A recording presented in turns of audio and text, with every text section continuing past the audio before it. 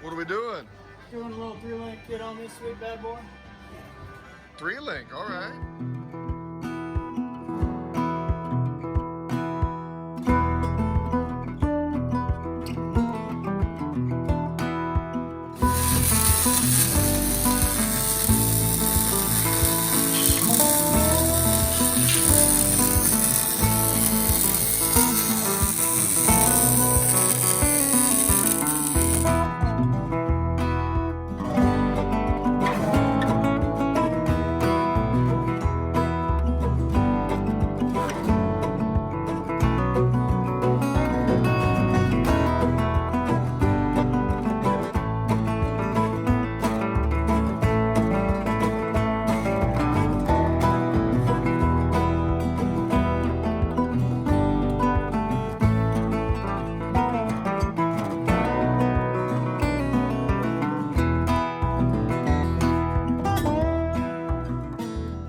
All right, so everybody keeps asking about Brandon's FJ40, and I think I'm going to give you a little backstory on it, and then I'll tell you what's going on and why everything we're doing is so cool. So, just like everybody, Brandon thought he did everything to his FJ. He ended up going spring over. I think he put 60 axles underneath it, ARBs, 37s.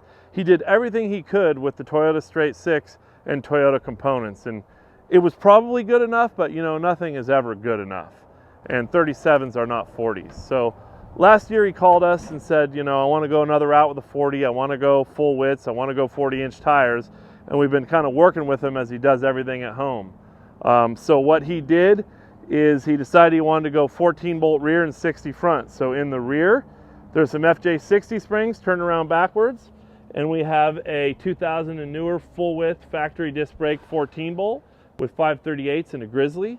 And he's going to keep it pretty simple back here, running 40s and bead locks, and just do a torque arm for the leaf spring setup. He's already got good wheelbase out of that.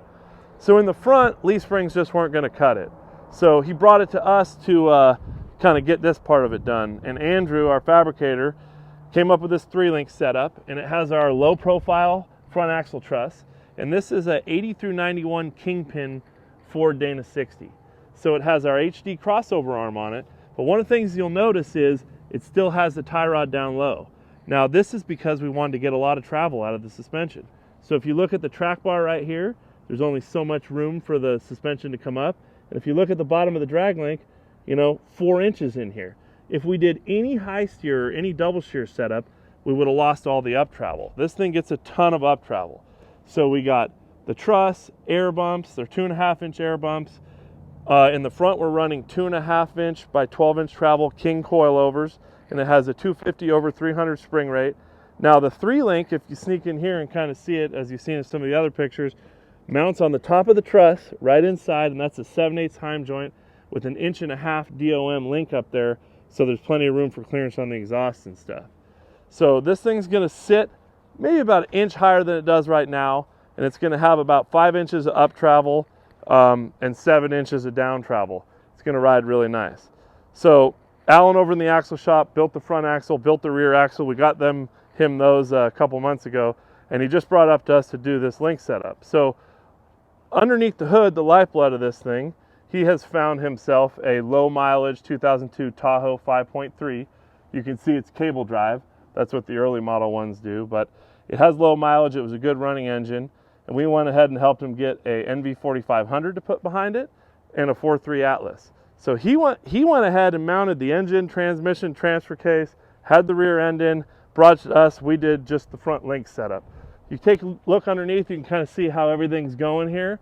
So you can see our links, and then you can see on the front end there, we started plumbing the brake lines for him. It's got a limit strap in there. You can see the 3-link. Everything tucks really nice. Brandon actually built his own cross member. We just went ahead and built the tranny mount for him to finish it off.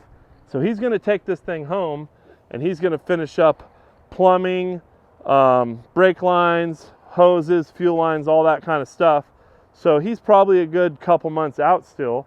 And once he gets it up and running, he'll bring it by and show us, and we'll do another walk around and see how it goes. So I think this thing's going to turn out really nice. It's wide, low, stable. So keep an eye for this thing in the future, and hopefully it goes well for him. Well, one more flex test before this thing goes home, but guess what? Brandon just showed up while we had it up on the forklift. What do you think? I couldn't be more stoked right now to see this thing back on its wheels. Well, you got a lot of work ahead of you. You got to get home and plumb all the lines and fuel lines and wiring. The engine's got to come back out for finish welding for the motor mounts. When's your planned first trip? My goal is mid-May. Well, we'll see if that happens. That's a lofty goal. Oh, well, it's going to happen. Come check this out. I don't know, you haven't seen it yet, but take a look underneath. One of the keys to getting everything to fit in an FJ40 is look at this exhaust. Wrapped around the front of the motor, 2-into-1, single MagnaFlow exhaust, 3-inch.